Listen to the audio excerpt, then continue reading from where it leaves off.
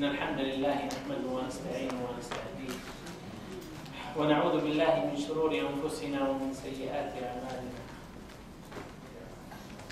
ونصلي ونسلم على خير خلقه نبينا محمد وعلى آله وصحبه ومن اهتدى بهداه واستنى بسنته إلى يوم الدين.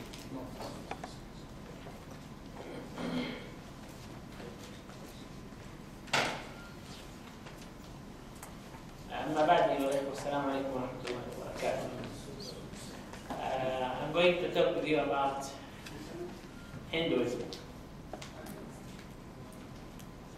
Should I talk all in English or you want it all English? Huh? Okay. Any of you have an idea about Hinduism? What is Hinduism?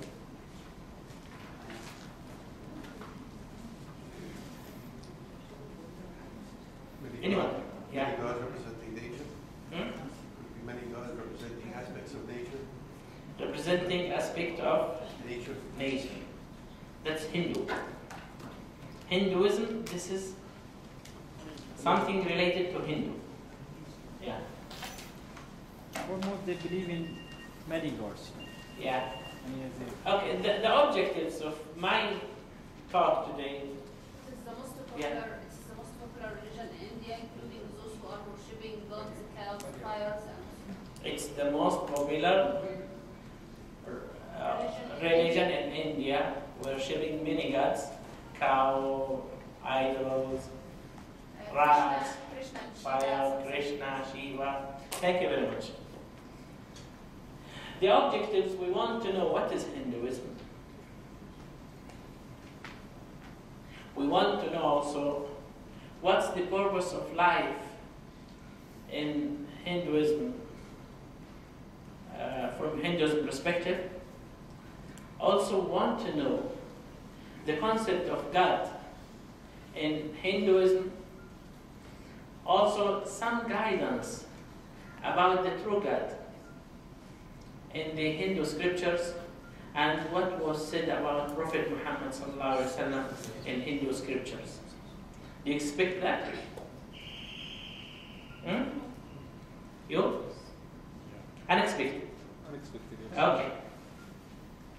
Hinduism is an umbrella of religions, rituals, and traditions in the Indian subcontinent and south of Asia. So we can say it is religion, we can say it is traditions, we can say it is philosophy.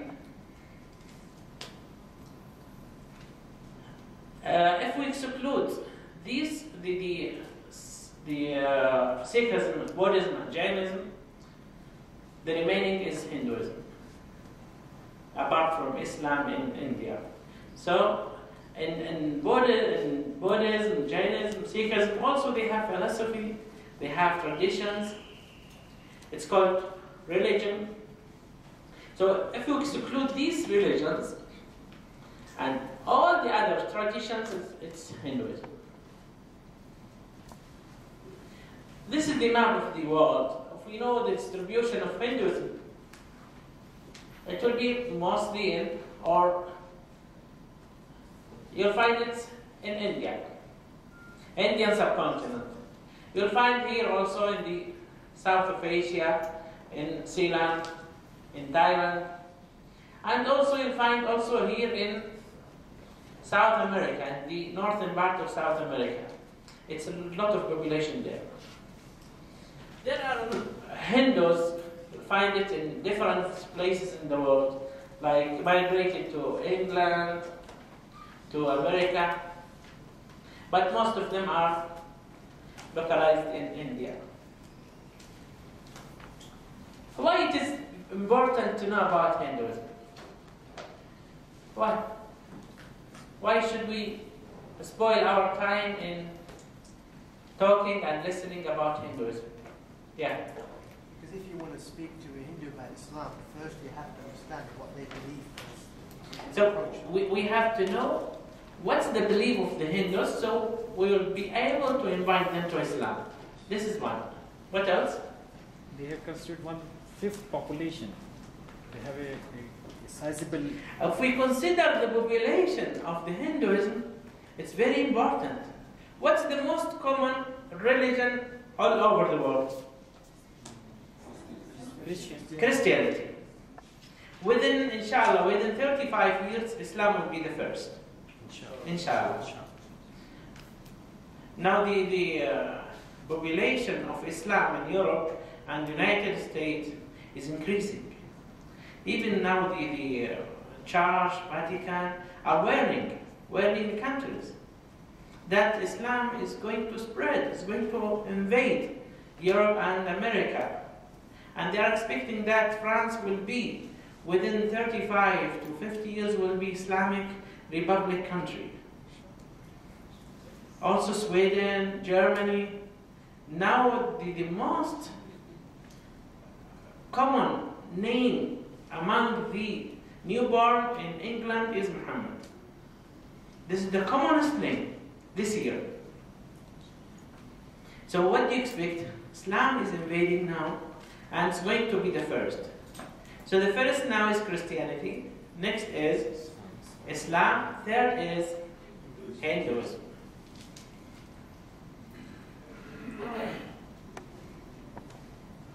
It's the most or the eldest living major tradition in the world.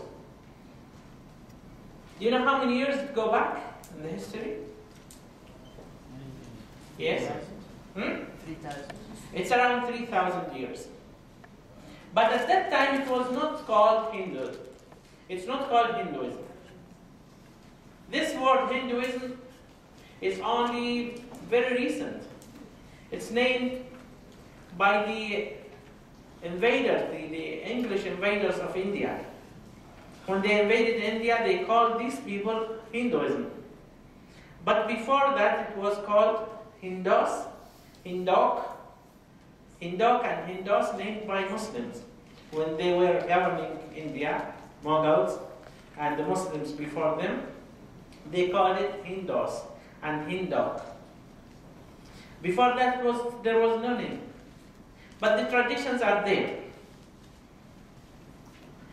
There is no single founder, so you'll find it's cumulative of traditions. It's the third largest religion in the world. It's around 1 billion adherents to this religion. 1 billion. You know how is the population, or how much is the population in the world? 5 to 6.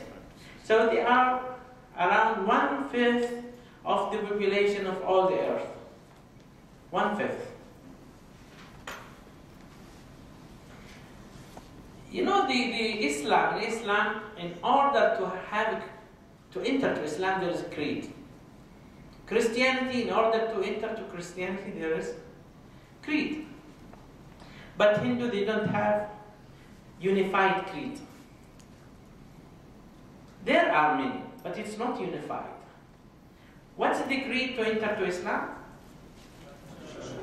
Ashhadu an la ilaha illallah wa ashhadu anna Muhammadan Rasulullah. This is the creed, is what you say to enter to Islam. What you say to enter to Christianity? I'm sure Dr. Arama told you. Yeah? Baptism. No, baptism is also in Hindu and Islam. Baptism is the taking the shower. Baptism in Christianity is to be showered by the priest. In Hindu, their baptism is the purification in the Ganges River. In Christianity, their creed had been designed on the year 325, the Gregorian year, at the time of Constantine. So in order to enter to Christianity, their creed is that they believe that the God, Father, sent His only Son to be crucified in order to save us from our sins. This is their creed. If you say this, you are Christian. Whatever you do or don't do anything, that's finished. In Hindu, they don't have unified creed, but they have. They have different creeds. It's not important, but one of their creed, they believe that there is one God. It's only one God, not two, not at ever. This is one of their creeds. So they believe on one God. But you will get astonished when you know what's that God and how they believe on that God.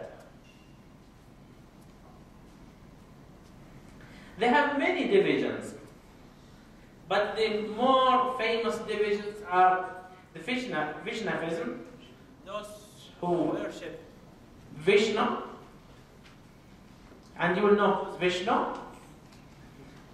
Shivism, those who worship Shiva.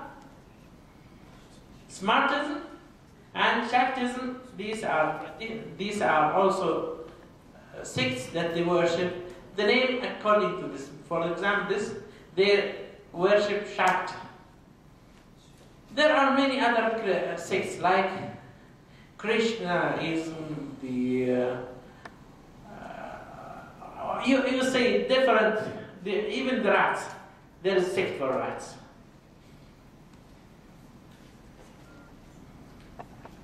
What's the concept of God among Hindu? So most of Hindu, they believe on one God. Very surprising, is it? They believe on one God, but they are henotheistic.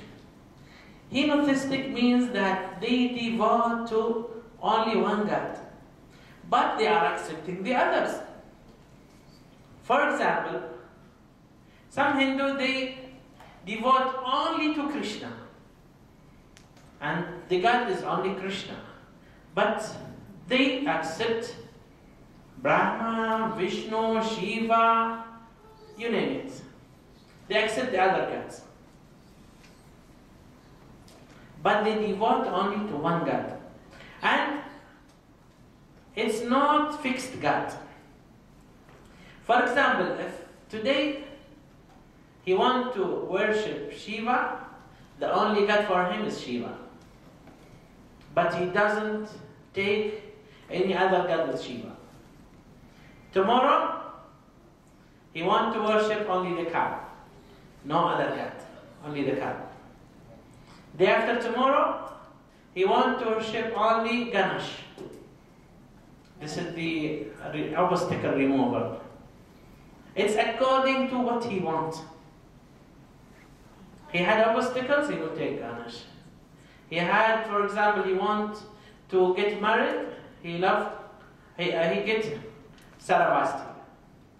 Whatever he wants to do, he worships the God related to the thing he wants. And he forget about other gods. Minority of Hindu are polytheistic, that they worship different gods at the same time. What about the educated Hindu? Educated Hindu, they worship only one God. Only one God. And they don't believe on the idols. Most of educated. The God they worship is the supreme, absolute God. What they call the Paramatma. Paramatma. Yeah. But they believe that the Paramatma resides in everything. And everything is in Paramatma. So everything in Paramatma means they are polytheistic. So they worship the universe. All the universe is God. The panentheistic, those who believe that the God resides in everything. For example, he might worship you if you do good. He might worship Kaaba, our Kaaba. He might take it in his room, especially if he's here in Saudi Arabia, and every day in the morning he go and lean in front of it. Why? Because it is a source of wealth for him. Anything beneficial for him, he worships. Kaaba is beneficial for him because he's getting money in this country. And this country is for the protection of Kaaba and serving of Kaaba. So the Kaaba is the source of his money. He might worship a human, the one who is sponsoring him. He might worship even the production of the Kaaba, feces, because it is beneficial for him. If he is collecting it and selling it, it's benefit for him. So they believe that even the God is in that feces. The educated. Yes? So for them, their Paramatma is invisible. So it can be a stitch or... The Paramatma is invisible. It's formless. It's formless, no form. So they don't believe on a God with a form. They are denying the attribute of the God. Very little Hindu are atheistic. They don't believe on any God.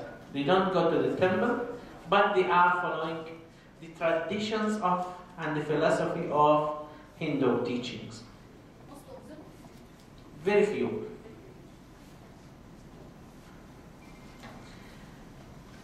Here the educated believe that the supreme absolute God, what's they call the Paramatma, is the God.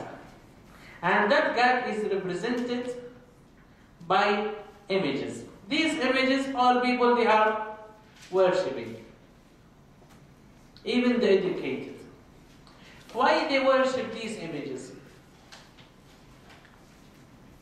ما نعبدهم إلا ليقربونا إلى الله زلفى. So it serves as a link between the worshipper and the God. So they believe that Brahma is a link between him and the Supreme God. They believe that Vishnu is a link between him and the Supreme God. And they believe that Krishna also is a link between him and the Supreme God. Some of them, they consider these are as a manifestation of the God. So they are real gods in their view.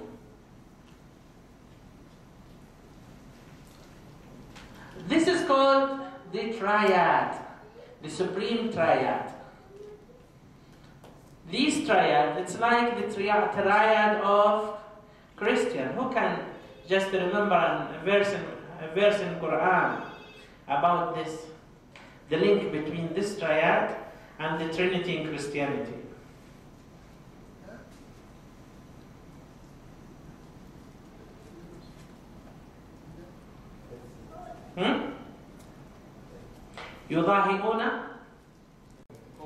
يضاهئون قول الذين كفروا من قبل. The Trinity, it's not something discovered by the Christian, no. يضاهئون قول الذين كفروا من قبل. Trinity is found in Europe before the Christian name it. They got it from the European, they took it from India. And Indian, they believe on this Trinity as the supreme triad. Let us know what's that supreme triad. The first of this triad is the Brahma. You are Indian, eh? You know Brahma. What they believe about Brahma? As the main creator. As the main creator. They believe that Brahma is the creator. And he is the main god worshipped by Hindu. They believe that he is a son of the Supreme Being. So the Supreme Being is not the one who created the universe. He's not the one who created us. No. And even they don't believe that this is created. They don't believe that we are created. They believe that we have been born. And we are born from this. So Brahma is the father of all, they believe. So he's the father of Vishnu, father of Shiva, then reincarnated till it reached to us. So they believe that we are related to Brahma. But some people are from his head, what they are called the Brahman, and some are from his feet, and they are the untouchable. You heard about this? The untouchable. The Shudra. He created the universe. They believe. You know how the universe created in their literature, in their script and scriptures. The God, they believe that he had 4 heads. How these 4 heads developed? Because he had a wife. And that wife moved. So instead of moving his head, when she became on his right side, another head developed here. So he will see here. When she went behind him, another head became behind, so he will see her when she go behind. I don't know why he is observing his wife. When she went to his left, a 4th head developed on the left side, and now had 4 heads. So observing his wife whenever she moved around. He is the father of all human race, or all race of all the creations. After him, he is the father. Let us read this verse from their Veda. With concentration, please. Brahma imbued with energy in his nature. So Brahma has an energy in his nature. Was there and nothing else existed. So Brahma was the only person that time. He was created by the Supreme, and he is the only. With the exertion of its own tapas. With the exertion of its own tapas. كان يستحضر. He was just thinking, so something will happen. Heat energy out of nothing emerged Brahma without external cause or action. So there was no cause or action. What happened? Creation.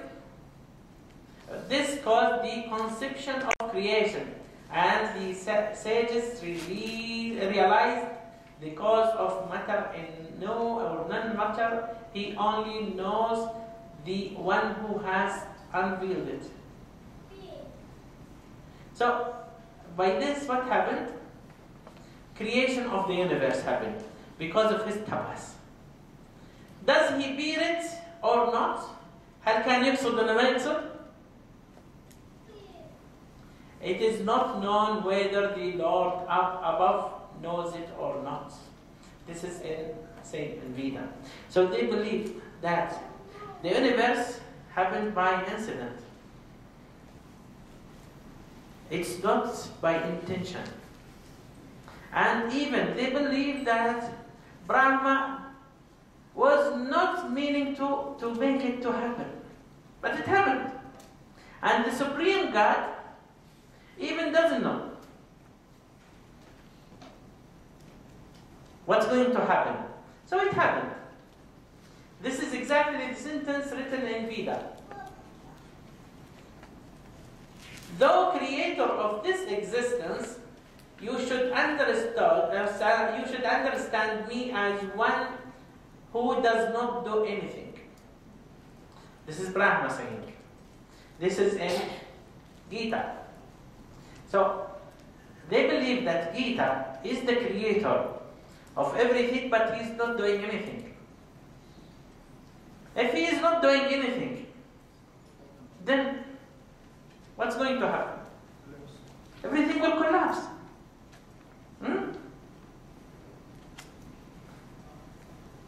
The God created and he forget his creation. His duty finished. Who will take over?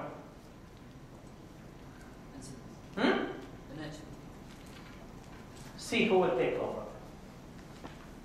They believe the one who will take over is Vishnu. He preserved the universe and people. They believe that he is appearing on earth through his avatars. We all know about it. The great and complete God is this Vishnu. So means Brahma is not complete God. Duty of Brahma finished by doing the creation of the universe. He had 4 arms.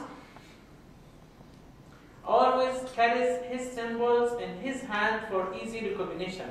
So they need to know or recognize Vishnu by this symbol. So if he removes this symbol, they will not recognize him.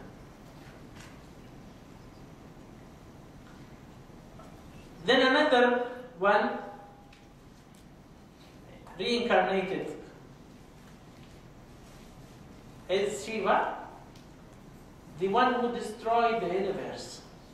So there is one preserver and one destroyer. And there was one creator. Creator, preserver, and destroyer. He's the cause. The cause of earthquakes is Shiva. He's the source of good and evil. Even still, he's destroyer, but source of good. He had a vertical third eye. There is a story for this vertical third eye. Again, his wife came behind him and she covered his eyes. She was just kidding, yeah. Then she covered his eyes. He have to keep his eyes open, otherwise something will happen to the universe. Once she covered his eyes, all over the universe became dark. Then all of a sudden he made a third eye here, so the universe became bright. His wife. His wife, yeah. But this is Ali. How is his wife? No, this is considered to be male. You know his wife now. There are female triads. These female triad are the consorts of the previous supreme triad. Sarasvati, Lakshmi, and Parvati. Saraswati, she is the goddess of the river, of speech, of wisdom, and she is the consort of Brahma, wife of Brahma. So whenever they want to have water, they worship Saraswati. Whenever somebody who had stroke and he lost his speech, he worshipped Saraswati. This is Lakshmi, and she is the wife of Vishnu. She is for good fortune. They worship her if they want to have good luck. Parvati, she is the wife of Shiva. See his eye? the third eye. His wife, she is a divine mother, and her son is called Ganesh. See, this is Ganesh with elephant head. He is a remover of obstacles. So they worship Ganesh when they have obstacles. This verse in their scriptures, in Veda, the gods have originated after the creation. So, means the God came after the creation. They don't mean the supreme God, they mean the Vishnu, Shiva, Ganesh, Krishna. How they created? They believe in something called devas. Devas are heavenly beings.